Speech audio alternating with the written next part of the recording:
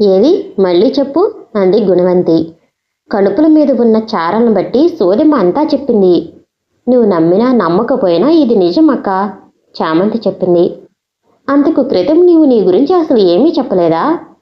పిసరంత కూడా చెప్పలేదు. చాలా వింతగా ఉందే. నాకు అంతే, చాలా విచిత్రంగా ఉంది అంది చామంతి. మొదటి నుంచి ఏం జరిగిందో చామంతి చెప్పిందంతా వివరంగా చెప్పింది గుణవంతి. అది విని ఆనందయ్య ఆలోచనలో పడ్డాడు. ఇంటికి పెద్ద అయిన ఆనందయ్య కళ్ళు మూసుకుని దీర్ఘాలోచన చేయడం చూసి ఎవరికి వారే మౌనం వహించారు. ఆనాడు మనవడు హఠాత్తుగా మాయమైతే దిక్కు దివాణం తోచక ఆ నోట విన్న మాటలను పట్టుకుని తన గోడు వెళ్లబోసుకోవటానికి అడవికి వెళ్ళాడు ఆనందయ్య. పిలిచి పిలిచి నోరు నిప్పు పుట్టింది కాని శక్తిమాయి దర్శనం కాలేదు. అయినా మనవడు కొన్న ఇంటికి వచ్చాడు. ఆ తల్లి కనబడినా కనబడకపోయినా చల్లని చూపు ఆ తల్లిదే అని ఇంట్లో అంతా నమ్మారు. కనబడిని ఆ దేవత పేరు తలుచుకుని దండం పెట్టడం తప్ప ఏమీ చేయలేక మిన్నకుండిపోయారు. ఆ తర్వాత బాకీ గురించి బరిసలాలు కూడా పల్లెత్తు మాట అనలేదు. చూడగా ఇదంతా శక్తిమాయ యొక్క మాయ అనిపిస్తున్నది. సూరప్ప ఆనందయ్యల ఇల్లు పక్కపక్కనలనే ఉన్నాయి. సూరప్ప కూతురు చామంతి ఆనందయ్య కోడలు గుణవంతి స్నేహితురాలు. గుణవంతి వయసులో పెద్ద కావడంతో అక్క అని పిలుస్తుంది చామంతి. చామంతి ప్రేమకథ మొత్తం గుణవంతికి తెలుసు. గోపన్నని జైల్లో పెట్టారు. ఇంక తిరిగి రాడు, నేను చచ్చిపోతాను, నాకెవరూ సాయం చేయరు అని చామంతి ఏడుస్తుంటే ఆ బాధ చూడలేక గుణవంతి సలహా ఇచ్చింది. నువ్వు ఎవరితో ఈ రహస్యం చెప్పవద్దు. ఆఖరికి మీ అయ్య దగ్గర కూడా. అడవికి వెళ్ళు, శక్తిమాయని పిలువు, నీకు జరిగిన కష్టం చెప్పుకో. ఆ తల్లి కళ్ళు తెరిస్తే నీ కష్టం తీరుతుంది. గుణవంతి చెప్పింది. చామంతి విని అడవికి వెళ్ళింది. ఏ మనిషి కనబడింది చెట్టుకి పుట్టకి ఎలా చెబుతుంది? అటు ఇటు తిరిగి చివరికి చాతగానితనంతో ఏడుస్తూ కూర్చుని ఉండగా ఎటు నుంచో అటు వస్తున్న సోదెమ్మ మాట్లాడించి కడుపుల జోస్యం చెప్పి వెళ్ళిపోయింది.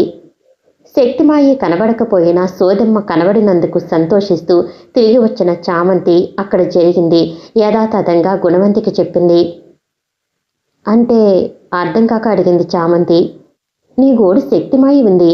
గోపన్న జైలు నుంచి వస్తాడు. విందా? ఎలా? సోదెమ్మ ద్వారా. ఆమె సోదెమ్మ కదా. అక్కడే ఉంది పరమరహస్యం. ఆనందయ్య నవ్వుతూ నెమ్మదిగా అన్నాడు. పరమరహస్యమో దేవరహస్యమో మాకెవరికీ అర్థం కాలేదు. అర్థమయ్యేటట్లు చెప్పు అంది బాలమ్మ. సోదెమ్మ ఎవరనుకుంటున్నావు? నాకేం తెలుసు? అదేమన్నా మా అప్ప కూతురా ఫలానా అని చెప్పటానికి? బాలమ్మ ముచ్చటగా మూతి తిప్పుతూ అనేసరికి అందరూ నవ్వారు. సరిగా అప్పుడే రామ్దేవ్ కున్నానెత్తుకుని లోపలికి వచ్చాడు.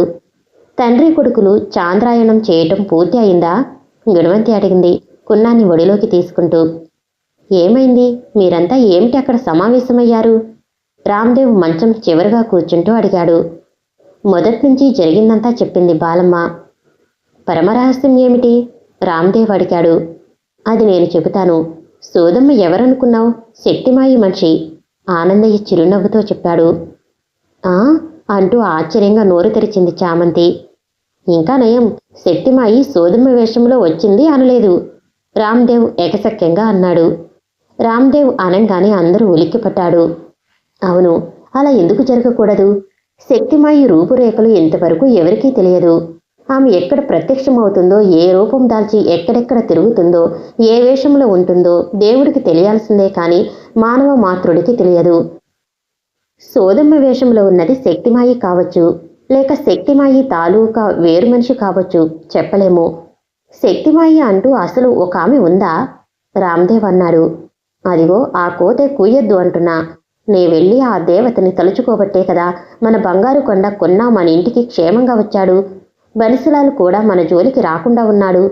ఎవరు అవునన్నా ఎవరు కాదన్నా ఆపదలు ఆదుకునేది ఆది దుర్గమ్మ లాంటి అమ్మ ఉంది. దుష్టుల పాలిట కలకత్తా కాళీ. మన కష్టం గట్టెక్కినందుకు అమ్మని ప్రతిక్షణం తలుచుకోవలసింది పోయి ఎకసెక్కాలాడటం మంచిది కాదు, చిరుబురులాడుతూ అన్నాడు ఆనందయ్య. ఓర్ నాయనా, మనకి మంచి జరిగినప్పుడు నమ్మాలి. చెట్టుని నమ్ముతున్నాము, పుట్టని నమ్ముతున్నాము. మన పాలిట చల్లని తల్లిని నమ్మకపోవటం పాపం. పెద్దాళ్ళు చూడబోతే వాళ్ళ సుఖాలు తప్పించి మనలాంటి వాళ్ళ గోడు పట్టించుకోరు. పోలీసుల దగ్గరికి వెళ్ళి న్యాయం అడుగుదామా అంటే వాళ్ళ చేతిలోని లాఠీ కర్ర మన బుర్ర వాయి కొడుతున్నది. ఆవేదనగా అంది బాలమ్మ. మీరు నమ్మినా నమ్మకపోయినా మేమంతా ఆ దేవతని నమ్ముతున్నాము. శక్తిమాయి అడవిలో ఎక్కడో ఉందని ఊరు వాడ నమ్ముతున్నది. అమ్మని తలుచుకున్న వాళ్ల బతుకులు ఆనందంగా మారాయి. ఎదురు వచ్చి అమ్మ కనబడాలా, ఎవరైనా వింటే నవ్విపోతారనుకున్నా కనబడకపోతే మనం ఏం చేశాము? ఈ పెద్దోళ్ళు సాయం చేశారా? పోలీసులు సాయం చేశారా? ఆ తల్లి చేసింది. అమ్మని కాదంటే ఆ అమ్మకి కోపం వచ్చిందంటే మళ్ళీ మన పని నెత్తిన చేతులు పెట్టుకుని కూర్చోటమేగా. చిరుకోపంతో అంది గుణవంతి. మీరంతా ఒకటయ్యారు. నన్ను వేరు చేసి పారిస్తున్నారు. నాకు కళ్ళారా చూడాలని ఉంది, అందుకని అలా అంటున్నాను. ఆ వార్త మాయికి తెలిసి ఆమెకి కోపం వచ్చి నన్ను లాక్కెళ్ళి ఆమె ముందు ఆమె అనుచరులు పడేస్తారనుకో, ఆ దెబ్బతో హాయిగా చూడొచ్చు కదా అన్నాడు రామ్దేవ్. వెనుకటికి నీలాంటి వాడే దేవుడు నాకు కనబడతావా లేక నా చేతిలో ఉన్న దుడ్డు కర్రతో బుర్ర బద్దలు కొట్టుకోమంటావా అన్నాడట. అలా ఉంది నీవు చెప్పేది. ఆనందయ్య అలా అనగానే అందరూ నవ్వారు. ఆ తర్వాత ప్రశాంతంగా చర్చించుకోవటం మొదలుపెట్టారు. ఉన్నట్లుండి అడవిలో సోదమ్మ ప్రత్యక్షం కావటం ఏమిటి? శక్తిమాయికి వార్త వెళుతుందిలే, గోపన్న విడుదల అవుతాడులే అని చెప్పటం ఏమిటి? కనుపుల జోస్యం అన్నమాట ఇంతవరకు ఎవరూ వినలేదు. అదంతా హంబగ్. గాల్లో బాణాలు వేసి మాటల్లో పెట్టి చామంతి నుంచి విషయం లాగింది సోదమ్మ. ఆ విషయం తేటతెల్లంగా అర్థమైపోతూనే ఉంది. ఇంకా ఆలోచించాల్సిన విషయం, సోదమ్మ ఎవరు? శక్తిమాయేనా? శక్తిమాయి అనుచరులా? ఏమో, పని కావటం ముఖ్యం. గోపన్న తేలికగా జైలు నుంచి గనుక విడుదల అయితే శక్తిమాయి ఉంది అనటానికి తిరుగులేని సాక్ష్యం బండగుర్తు. ప్రతి ఆపదకి అన్యాయానికి ఎదుర్కొనే శక్తి అక్షరాల ఉన్నట్లు కలియుగ ప్రత్యక్ష దేవత. అక్కడున్న అందరూ ఈ మాట అనుకున్నారు. ఆ తర్వాత శక్తిమాయి గురించి మాట్లాడుకుంటూ ఉండిపోయారు. చామంతి, నీ కష్టం ఎలాగో తీరుతుంది. అమ్మని నమ్మావు కదా, గోపన్న వస్తాడు. గోపన్నతో నీ పెళ్లి అవుతుంది. 4 రోజులు నీవు మౌనంగా ఉండు. మీ అయ్యతో ఏమీ అనుకు అంది బాలమ్మ. మా అయ్య మారకపోతే ఎలా? దిగులుగా అంది చామంతి. మీ అయ్యను కూడా శక్తిమాయి మార్చేస్తుంది రామ్దేవ్ చిరునవ్వుతో అన్నాడు. మీరు నిజంగా అంటున్నారో ఎగతాళిగా అంటున్నారో కానీ నాకైతే తెలియటం లేదు. శక్తిమాయి తలుచుకుంటే వాళ్ళ అయ్యని మారుస్తుంది, మిమ్మల్ని మారుస్తుంది అంది గుణవంతి. జరగబోయేది అదేలే అన్నాడు ఆనందయ్య. నాకేం తెలియదు బాబు అంటూ మొరపెట్టుకున్నాడు పాపన్న. ఏమీ తెలియదా? రెట్టించి అడిగాడు ఇన్స్పెక్టర్. తెలియదు సాబ్. తింటం తెలుసా? అని నాలుగు కొరుక్కున్నాడు పాపన్న. దొంగగాడిది కొడక, కొట్టానంటే మక్కిలు విరిగిపోవాలి. నిజం చెప్పు, 4 రోజులు బట్టి స్టేషన్ చుట్టుపట్ల ఎందుకు తారాట్లాడుతున్నావు? దొంగలు ఎలా ఉంటారో ఎప్పుడూ చూడలేదు. పోలీస్ స్టేషన్లో దొంగలు ఉంటారని విన్నాను. వాళ్ళు కనబడితే కళ్ళారా చూద్దామని. అంతే, అంతకు మించి నాకేం తెలియదు బాబు. నేను కొట్టానా? లేదు బాబు. మరి ఎందుకు అలా శోకాలు పెడుతున్నావు? పోలీసులకు చిక్కితే తంటారని ఎవరో చెప్పారు. అంతేనా? ఇంకేమీ చెప్పలేదా? నీకు నీ వాళ్ళంటూ ఎవరూ లేరా? మరి ఎక్కడ ఉంటున్నావు? రైల్వే స్టేషన్లో పడుకుంటాను. పగలంతా పనిచేసి ఆ డబ్బులతో ఏదో ఒకటి తిని కొని. మంచిది. మరి 4 రోజులు బట్టి స్టేషన్ చుట్టూ ఎందుకు తిరుగుతున్నావురా? ఇన్స్పెక్టర్ కుర్చీలోంచి లేస్తూ అన్నాడు. బాబోయ్, నాకేమీ తెలియదు. నాయనోయ్, నన్ను కొట్టొద్దు అంటూ అరిచాడు పాపన్న. నిన్ను కొట్టానురా? లేదు బాబోయ్. మరి ఎందుకు అరుస్తావు? మీరు కుర్చీలోంచి లేచారుగా, కొడతారు. కొడటానికి తప్ప కుర్చీలోంచి నాకు లేచే పని లేదా? నవ్వుతూ ఇన్స్పెక్టర్ కన్నారావు. ఉంది. ఓ అడుగు వెనక్కి వేస్తూ భయంతో అన్నాడు పాపన్న. 101 అతను గట్టిగా పిలిచాడు. 101 పరిగెత్తుకుంటూ వచ్చాడు. వస్తూనే ఎస్ సార్ అన్నాడు.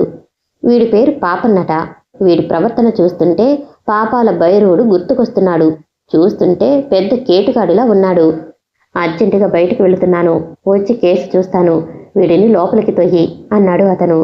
బాబోయ్, నాకు జైలంటే భయం. అయ్యా ఇన్స్పెక్టర్ గారు, ఇంకెప్పుడు ఇటు రాను. నన్ను వదిలేయండి పాపన్న ప్రాధేయపడుతూ అన్నాడు. అతను కోపంగా చూసి బయటికి వెళ్ళిపోయాడు. 101 పాపన్న రెక్కపుచ్చుకుని లాక్కెళ్ళి 4 నెంబరు సెల్లో పడేశాడు పాపన్నని. దొంగన కొడుకులు నెమ్మదిగా తిట్టుకుని తల ఎత్తి అక్కడే ఉన్న 4 ఖైదీలను చూశాడు పాపన్న. ఆ గదిలోనే గోపన్న కూడా ఉంది. ఎవరిని తిడుతున్నావు తమ్ముడు? ఓ ఖైదీ అడిగాడు. మిమ్మల్ని కాదులే, ఆ సంగతి మాకు తెలుసు. కొత్తోడా, నీవు తిట్టింది ఎవరిని అన్నది కావాలి. మనం ఏమీ చేయకపోయినా మనలాంటి వాళ్ళని ఈ కోపంలోకి నెట్టే ఎర్ర టోపీ వాళ్ళు దొంగన కొడుకులు కాక దేవుళ్ళా? నాకు పనిబడి 4 సార్లు ఈ వీధులు తిరిగాను. అది తప్పైంది. లాక్కొచ్చి ఇక్కడ పాడేశారు పాపన్న చెప్పాడు. అయితే నువ్వేమీ చేయలేదంటావు? అవతలి వారు రెట్టిస్తూ అడిగాడు. లేదు. నమ్మమంటావు? అది నీ ఇష్టమన్నా. నమ్మితే నమ్ము, లేకపోతే లేదు. చూస్తుంటే గట్టివాడివిలాగానే ఉన్నావు. నేను నమ్మను. పర్వాలేదు తమ్ముడు, మనలో మనకేంటి? ఏం చేశావో చెప్పు. ఏదైనా చేస్తేనే ఇక్కడికి వస్తారా? మన దృష్టిలో ఏదైనా తప్పు కాకపోవచ్చు. ఈ ఎర్ర టోపీగాళ్ల దృష్టిలో మాత్రం మీ వెధవ పని కింద లెక్క.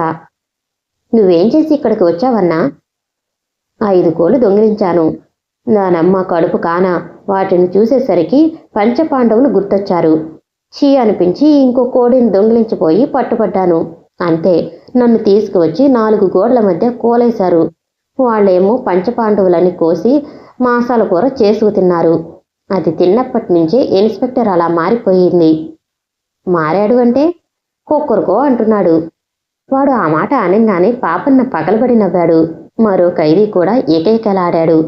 గోపన్న మాత్రం ఇదేమీ పట్టనట్లు ముఖం పక్కకు తిప్పుకుని కూర్చున్నాడు. అది విషయం తమ్ముడు. నేను కోళ్ల దొంగను, చీరల దొంగ. మరి నీ విషయం కూడా చెబితే విని ఆనందిస్తాను. నేను ఏ దొంగతనం చేయలేదు. నీలాంటి వాడే ఎక్కడున్నాడులే వ్యంగ్యంగా అన్నాడు కోళ్ల దొంగ. నాలాంటివాడా? పాపన్న ఆశ్చర్యంగా అన్నాడు. వీడి పేరు గోపన్న. నేను ఏ పాపం చేయలేదు.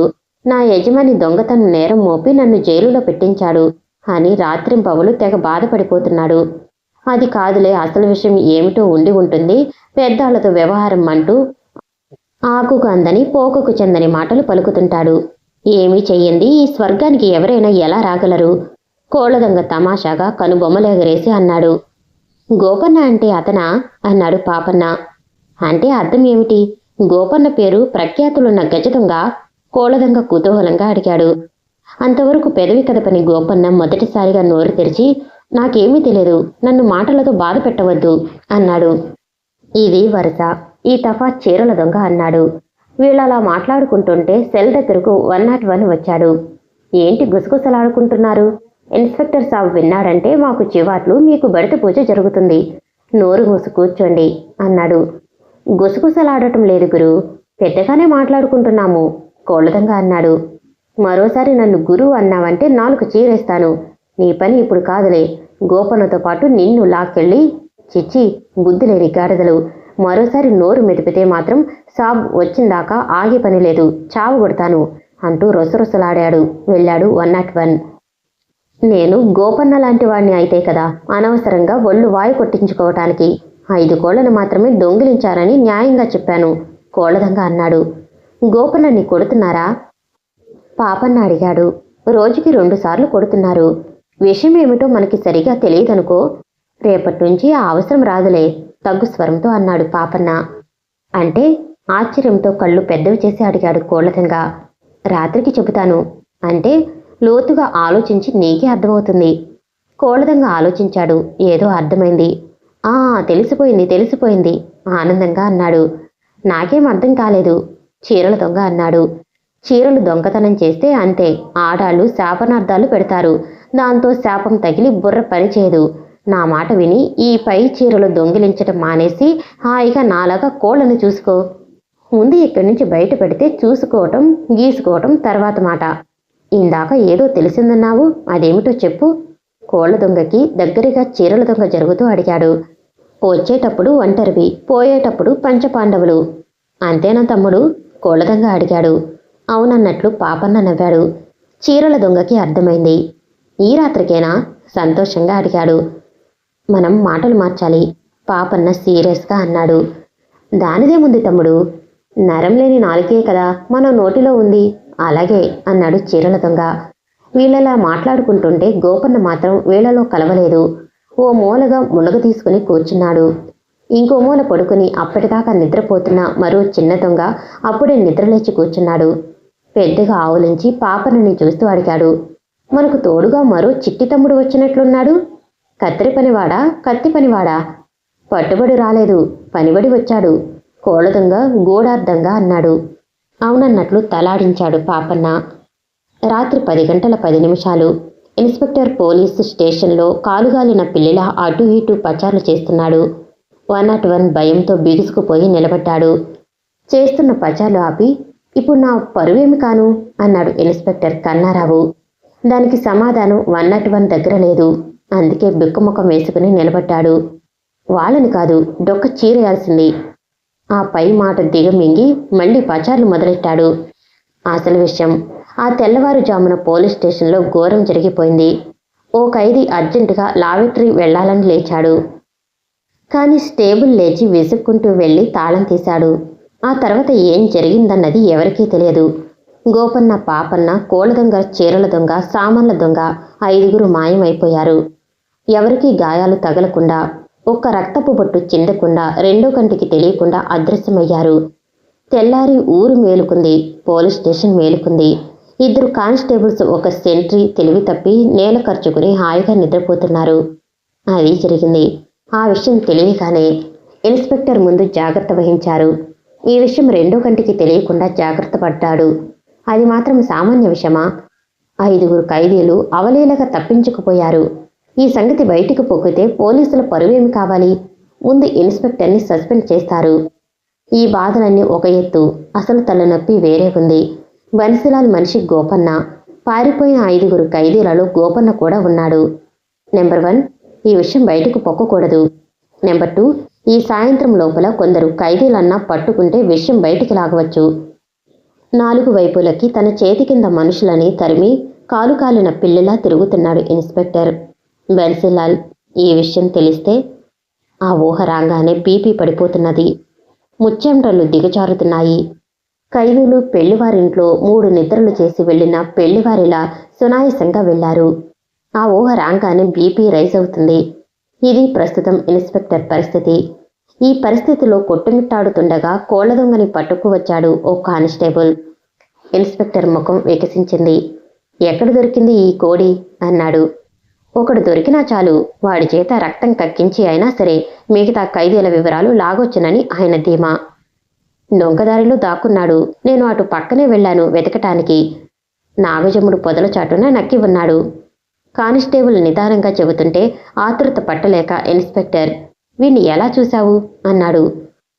ఈ తఫా కానిస్టేబుల్ పెదవి కదిపే లోపల కోళ్ల దొంగ ఈగిలిస్తూ చెప్పాడు. కోడిని నొక్కి పెట్టేసరికి కొక్కరకు అంది. అంటే అర్థం నన్ను పట్టుకున్నవాడు ఇక్కడ నక్కాడు అని. అర్థం పరమార్థం అయ్యి నేను పట్టబడ్డాను. చెప్పుకోవటానికి సిగ్గులేదురా? తూ, నీ బతుకు కోడి ఈకలతో తగిలయ్యా ఇన్స్పెక్టర్ అన్నాడు. ఓ వెర్రి నవ్వు నవ్వి ఊరుకున్నాడు కోళ్ల దొంగ. వీడు దొంగిలించిన కోడి ఏది? ఇన్స్పెక్టర్ అడిగాడు. ఈ తఫా కూడా కానిస్టేబుల్ మాట్లాడే ముందుగానే కోళ్ల దొంగ అందుకుని చెప్పాడు. నేనండి కోళ్లు దొంగిలిస్తాను. కోడిని చూస్తే చాలు వెర్రెత్తిపోతుంది నాకు. హాయిగా ఈ నరకం నుంచి బయటపడ్డాను. నా దోవన నేను పోక దారిలో ఎవరిదో కోడి కనిపించేసరికి నా కళ్ళు బయలు కమ్మాయి. అంతే, కోడి చేతులకి వచ్చింది. బుర్ర పని చేయటం మానేసింది. కోడి కొక్కిరింతలతో నేను పట్టుబడ్డాను. నేను మళ్ళీ జైలుకి వచ్చాను. నేను దొంగిలించిన కోడి తెల్లారి మీ ఇంట్లో కూరకి అటు వెళ్ళింది. ఇన్స్పెక్టర్కి మండింది. వీడు చెప్పే తీరు ఎలా ఉందంటే, నేను కోడిని దొంగిలించాను కనుక కోళ్ల దొంగని అయ్యాను. మీరు అప్పనంగా దొరికిన దొంగ కోడి కూర మీది అన్నట్లు తోచింది. ఒక ఖైదీ దొరికాడు. వీడిని చీల్చి చెండాడి అయినా సరే వీళ్ళు ఎలా పారిపోయింది విషయం మొత్తం లాగాలి. చాలా పెద్ద కథ తెలుస్తుంది. ముఖ్యంగా గోపన్న విషయం తెలుస్తుంది అనుకున్నాడు. వీడిని లాకెళ్ళి ఆ మూల గదిలో పడిగి వస్తాను అన్నాడు ఇన్స్పెక్టర్. కానిస్టేబుల్ కోళ్ల దొంగని లాకెళ్ళాడు. వీడిని చావకుండా కొట్టాలి. చచ్చేటట్లు కొడితే చచ్చి ఊరుకుంటాడు. దాంతో విషయం తెలిసిపోదు. పైగా కొత్త కేసు అవుతుంది. వీడి నోట్లోంచి విషయం లాగకపోతే నా బ్రతుకెందుకు? నేను చేసే ఉద్యోగానికి తలవంపులు. కాసేపు తాపీగా ఆలోచించాడు. నిజం వాడి నోట తక్షణం కక్కించాలన్న ఆవేశం ఉంది. ఒకడైనా దొరికినందుకు మనసు చల్లగాను ఉంది. ఆ పరిస్థితి అలాంటిది. 10 నిమిషాల తర్వాత ఇన్స్పెక్టర్ కన్నారావు హుషారుగా కుర్చీలోంచి లేచాడు. మిగతా కానిస్టేబుల్స్కి చెప్పవలసిన జాగ్రత్తలు చెప్పాడు. మీసం దువ్వుకుంటూ కోళ్ల దొంగని ఉంచిన రూమ్ వైపు తాపీగా అడుగులు వేస్తూ వెళ్ళాడు. అప్పుడు సమయం 11:30. ఇప్పుడు సమయం ఎంతో తెలుసా? అర్ధరాత్రి అయ్యుంటుందండి. చాలా అలసిపోయినట్లున్నావు. అవునండి. బాగా నిద్రపోవాలని ఉందా? బ్రహ్మాండంగా నిద్రపోవాలని ఉందండి. ఎందుకు అలా ఉంది? ఈ ఊరు నుంచి దూరంగా పారిపోయే ప్రయత్నంలో కాసేపు కూడా విశ్రాంతి తీసుకోకుండా అక్కడ దాక్కుని ఇక్కడ దాక్కుని వీలైనప్పుడు ముందుకు సాగడమే సరిపోయిందండి. నీవు బాగా అలసిపోయావు. నిద్ర ముంచుకు వస్తున్నది. శరీరం విశ్రాంతి కోరుతున్నది. అవునా? అవునండి, కరెక్ట్గా సెలవిచ్చారు. కోళ్లదొంగ మాట పూర్తి చేశాడో లేడో అంతవరకు నిదానంగా ప్రశ్నలు వేస్తున్న ఇన్స్పెక్టర్ ఏదో పూనకం వచ్చినట్లు చేతిలో ఉన్న బెల్టుతో కోళ్లదొంగ ఒంటి మీద వీరవిహారం సల్పాడు. కోళ్లదొంగ అరుపులతో పోలీస్ స్టేషన్ అంతా ప్రతిధ్వనించింది. అయితే ఆ విషయం పట్టించుకున్న నాదుడు లేడు. అక్కడున్న వాళ్ళకది సర్వసామాన్యం. నన్ను చంపకండి బాబో, నాకేం తెలియదు నాయనోయ్, వాళ్ళు పోతుంటే నేను పోయాను దేవుడోయ్ అంటూ శోకాలు పెట్టాడు. కిందపడి దొర్లాడు. లేచి సరిగా నుంచో అంటూ ఇన్స్పెక్టర్ రంకివేశాడు. కోళ్లదొంగ లేచి నుంచున్నాడు. ఈ దెబ్బటికే ప్రాణం పోతున్నదిరా, వేషాలు వేస్తున్నావా? నేనెప్పుడు కోళ్ళు తప్ప ఇంకేమీ దొంగతనం చేయలేదు. 2 సార్లు పోలీసులు పట్టుకున్నారు కదండి. అప్పుడేమో నేను దొంగిలించిన కోళ్లు లాక్కుని జైలులో పెట్టకుండా వదిలేశారండి. అప్పుడు ఈ స్టేషన్లో ఇంకో ఇన్స్పెక్టర్ గారు ఉండేవారు. ఇప్పుడేమో మీరు డ్యూటీలో గట్టివారుటండి. అందువల్ల నేను దొంగిలించిన 6 కోళ్లని తీసుకుని నన్ను జైలులో పెట్టారు. నేను చేసిన దొంగతనం వెంటనే ఒప్పుకోబట్టి నా ఒంటి మీద దెబ్బలు పడలేదు. నేను దెబ్బలు ఎప్పుడూ తినలేదండి. కాస్త దెబ్బ తగిలిన ప్రాణం విలవిలలాడిపోతుందండి. బుద్ధి గట్టి తిని పారిపోయాను. ఇంకెప్పుడు పారిపోనండి. మీ ఇష్టం వచ్చి నన్నాళ్ళు జైల్లో పెట్టండి. నన్ను మాత్రం కొట్టకండి బాబు అన్నాడు కోళ్లదొంగ. కోళ్లదొంగ పెద్ద నాటకమాడుతున్న విషయం ఆ క్షణంలో ఇన్స్పెక్టర్ గ్రహించలేదు. నీవు నిజం చెబితే కొట్టే పని ఉండదు ఇన్స్పెక్టర్ అన్నాడు. నేను నిజమే చెప్పాను కదండి. నిజమంటే అది కాదు. నేను అడిగిన ప్రశ్నలకి తడుముకోకుండా వెంటనే జవాబు ఇవ్వాలి. అలాగేనన్నట్లు భయభక్తులతో తల ఆడించాడు కోళ్లదొంగ. నీవు నిజం చెప్పటం లేదన్న అనుమానం నాకు వచ్చిందో ఈ బెల్ట్ నీ ఒంటి మీద భరతనాట్యం చేస్తుంది. అంతేకాదు, సీమ మిరపకాయల కారం తెప్పించి కళ్ళల్లో కొట్టిస్తాను. మిరియాల పొడి ముక్కు కంతల నిండా కూరి గాలి ఆడకుండా బిరడాలు పెట్టిస్తాను. 1/2 గ్లాసు పండు మిరపకాయల కారం నీళ్లు తాగిస్తాను. ఈ చెవిలో చీపురు పుల్ల దూర్చి ఆ చెవిలో నుంచి బయటికి లాగుతాను. వద్దు, అంతా నిజమే చెబుతాను. శిక్ష పేరు వింటూనే విలవిలలాడుతూ ఇన్స్పెక్టర్ కాళ్ల మీద పడ్డాడు కోళ్లదొంగ. ఇన్స్పెక్టర్ చిద్విలాసంగా నవ్వాడు. ప్రశ్నలు అడుగుతారు, లేచి సరిగా నిలబడు సీరియస్గా ముఖం పెట్టుకుని అన్నాడు. కోళ్లదొంగ లేచి నుంచున్నాడు. అలాగేనన్నట్లు తల ఆడించాడు, చేతులు కట్టుకుని మర్యాదగా. జైలులోంచి పారిపోవటానికి పథకం పన్నింది ఎవరు? తన పేరు చెబితే పాపన్న తంతానన్నాడు. చెప్పకపోతే నేను తంతాను. హత్య కూడా చేస్తానన్నాడు. ఏడ్చాడు వెధవ బెదిరింపు. ఇప్పుడు నువ్వు చెప్పే నిజం వల్ల వాళ్ళు కానీ పాపన్న కానీ పట్టుబడితే వాళ్ళ మీద హత్యా నేరం మోపి జీవితాంతం జైలు పాలు చేస్తాను. నిన్ను విడిచిపెడతాను. చాలా? ఇంకా ఏదైనా హామీ కావాలా? నిజంగానండి. అయితే నువ్వు చెప్పిన దాంట్లో చిన్న అబద్ధం కూడా దొరలకూడదు. నీతో పాటు పారిపోయిన వాళ్లలో ఇంకొకడు దొరికాడనుకో, వాడిని అడుగుతాను. నీవు చెప్పిన కథ వాడు చెప్పిన కథ సరిపోవాలి. ఒకవేళ వాడు అబద్ధం చెబితే? కోళ్లదొంగ అనుమానం వెళ్ళగక్కాడు. వెధవ తెలివితేటలు చాలానే ఉన్నాయి. ఎవడు నిజం చెబుతున్నాడో ఎవడు అబద్ధం చెబుతున్నాడో ఆ మాత్రం గ్రహించలేకపోతే ఈ ఉద్యోగం దేనికి? ఇన్స్పెక్టర్ కించిత్ గర్వంగా అన్నాడు. కోళ్లదొంగ లోలోన నవ్వుకున్నాడు. నేను ప్రశ్నలు అడిగే పని లేదు. అనుమానం తగిలిన చోట అడుగుతాను. అందువల్ల నీవు ఏం జరిగింది మొదటి నుంచి వరుసగా చెప్పు. అలాగేనండి. ఆ రోజు పాపన్న అనేవాడు జైలుకి వచ్చాడు కదండి, అంతా వాడే చేశాడు. అంత క్రితం వరకు కోళ్లని దొంగతనం చేసి పట్టుపడ్డాను అని రాత్రింబవళ్ళు విచారించటం తప్పించి పారిపోదామన్న ఆలోచన నాకు పిసరంత కూడా రాలేదండి. పాపన్న వచ్చి కిరికిరి పెట్టాడు. నా బుర్ర తిరిగిపోయింది. అదండి జరిగింది.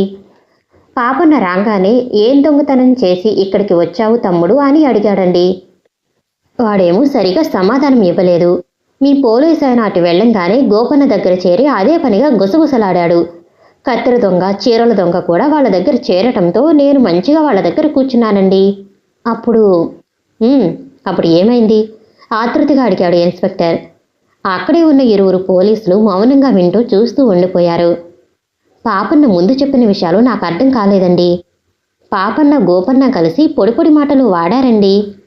ఆ పొడి మాటలు ఏమిటి? ఇన్స్పెక్టర్ అడిగాడు. ఠాగూర్ బాబు 10,000, ఉల్లికా బచ్చా లల్లా కపి వెళ్ళ అవసరమైతే టోపీలు ఎగరు కొట్టేద్దాము, ఏడ్చాడు చచ్చువెదవా. జైల్లో పెట్టించినంత మాత్రాన మొనగాడు కాలేడు. వీడిని చూసి భయపడతామా? ఇలా రకరకాలుగా అనుకున్నారండి అంటూ వివరించాడు. అమ్మ నా కొడుకులు, నేనేదో నవ్వుతూ అనుకున్నది నిజం అన్నమాట. గాలిలో బాణం వేస్తే అదే తగిలిందే. విషయం చాలానే ఉంది. ఇంకేం మాట్లాడుకున్నారు? ఇన్స్పెక్టర్కి తడిపొడి మాటలకి అర్థం బాగానే తెలిసింది. మనకి గూలుమహల్ ఉంది కదా, కత్తిరాజుని రంగంలోకి దింపుతానన్నారు. కానీ నేనే వద్దన్నాను. నేను సాధించలేకపోతే కదా. సింహంగాడు వచ్చేశాడు. ఇలా మాట్లాడుకున్నారు. మా ఎవరికీ అర్థం కాలేదు. అడిగినా చెప్పలేదు. చివరికి పాపన్న ఓ విషయం చెప్పాడు. తను గోపన్నని విడిపించి తీసుకెళ్లటానికి కావాలని జైలుకు వచ్చాడట. అర్ధరాత్రి నుంచి 1కి 2 సార్లు లేచి విరోచనాలు అవుతున్నాయి, దొడ్డిదాకా తీసుకెళ్ళు అంటాడట. కాపలా పోలీసు తీసుకెళ్తాడట. అప్పుడు మత్తుగోలిని కింద పడేస్తాడట. ఆ వాసన పీల్చి పోలీసు ఆయన పడిపోతాడు. అలాగే కారులో ఉన్న మరికొందరు పోలీసులని తెలివి తప్పించి పారిపోతారట. ఈ విషయం మాతో చెప్పి మీరు కూడా వస్తానంటే మాతో తీసుకువెళ్తాము అన్నాడు. ముందు మేము భయపడ్డాము. మా భయం చూసి మేము చాలా పెద్దాయన చేతి కింద ఉన్నాము. ఆయన తలుచుకుంటే ఊరు మాడి శ్మశానం అవుతుంది. పోలీస్ స్టేషన్కి పట్టపగలు నిప్పు పెట్టగలరు. ఏదో రాని చూసి చూడనట్లు పోతున్నారు. మనిషిని ఇన్స్పెక్టర్ జైలులో తోస్తాడా? అసలు ఇది ఆయన తప్పు కాదు, బనిసిలాల ఆడిన నాటకం అంటూ చెప్పాడు. మేమంతా పారిపోవటానికి సిద్ధమయ్యాము. మాతో పాటు వస్తే పని ఇప్పిస్తాము. ఠాకూర్కి కోపం తెప్పించినా, సొంతంగా దొంగతనం చేసినా పుచ్చ ఎగిరిపోతుందని ముందే గట్టిగా వార్నింగ్ ఇచ్చాడు. అన్నిటికీ సరేనన్నాము. మేము ఇక్కడి నుంచి క్షేమంగా బయలుపడటానికి అన్ని ఏర్పాట్లు పాపన్న చేశాడు. మత్తుమందు వగైరాలు అతనే చూసుకున్నాడు. లైన్ క్లియర్ రండి అన్న తర్వాత మేము బయటికి వచ్చాము. వాళ్ళంతా ఒకటయ్యారు. నాకు మాత్రం వాళ్లతో ఉండబుద్ధి కాలేదు. ఠాకూర్లు మంచివాళ్ళు కాదని నా అభిప్రాయం. వాళ్ళకి కోపం వస్తే ముక్కలు ముక్కలుగా నరుకుతారు. స్వేచ్ఛ ఉండదు. ఎందుకొచ్చిన వెదవగోలా అనుకున్నాను. చల్లగా వాళ్ళ దగ్గర నుంచి జారుకుందామా అని అనుకుంటున్న వేళ పాపన్న అడిగాడు. మాతో పాటు ఉంటారా, మీ దోవన మీరు వెళతారా? నేను ఉండనని చెప్పాను. వాళ్ళిద్దరూ మీతో వస్తామని చెప్పారు. అప్పుడు పాపన్న ఇలా అన్నాడు. నీ దోవన నువ్వు వెళ్ళవచ్చు. ఒకవేళ పోలీసులకి పట్టుబడితే మాత్రం నిజం చెప్పవద్దు. పాపన్న బందిపోటు దొంగ. పాపన్న పారిపోతుంటే మేము పారిపోయాము అని చెప్పండి. ఏదడిగినా నాకేమీ తెలియదని చెప్పండి. అంతేగాని నేను జైలుకొచ్చింది గోపన్నని విడిపించడానికి కాదు. నేను ఠాకూర్ మనిషిని కాదు. ఈ విషయం బయట పెట్టావంటే మాత్రం నీ ప్రాణాలు తోడేస్తాను. నేను అన్నిటికీ సరేనన్నాను. నన్ను వదిలి వాళ్ళు వెళ్ళిపోయారు. నేను ఈ ఊరు పొలిమేరలు దాటి చాలా దూరంగా వెళ్ళిపోయి మారుపేరు మారువేషంతో తలదాచుకుందామనుకున్నాను. వెళుతుంటే ఎవరితో కోడి కొత్త పెళ్లి కూతురులా నా కాళ్ళకడ్డం వచ్చింది. అంతే, నా బుర్ర పని చేయటం మానేసింది. లటుక్కున కోడిని పట్టేసి పరుగు తీశాను. నా బుద్ధికి చెదలు పట్టి కోడిని కొట్టేశాను. ఆ కోడి నన్ను పట్టించింది. వరుసగా జరిగిందంతా చెప్పానండి. ఇదండి జరిగింది అంటూ ముగించాడు కోడిదొంగ. ఇన్స్పెక్టర్కి విషయం బాగానే అర్థమైంది. పాపన్న ఠాకూర్ మనిషి. గోపన్నని జైలులోంచి తప్పించటానికి పాపన్నని పంపాడు. ఠాకూర్ ఏదో ఒకటి చాటుగా తనకి సమర్పిస్తే తను ఏ గోలా లేకుండా గోపన్నని ఉపాయంగా బయటికి పంపించేవాడు.